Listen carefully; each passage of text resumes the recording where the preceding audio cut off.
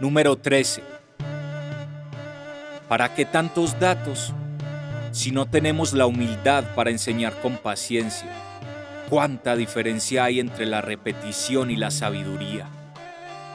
¿Para qué tanto poder si lo ejercemos en el templo que llamamos hogar para controlar las almas que nos aman? Creo que preferimos la esclavitud sobre la familia. ¿Para qué los brillantes personajes si posamos con garbo ante la sociedad y padecemos en soledad la mentira?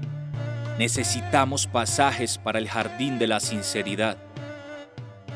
¿Para qué tantas palabras si subyugamos nuestros próximos con el látigo de la razón jerárquica o con la ridiculización de sus sentimientos? Cuán importante es actuar con la conciencia.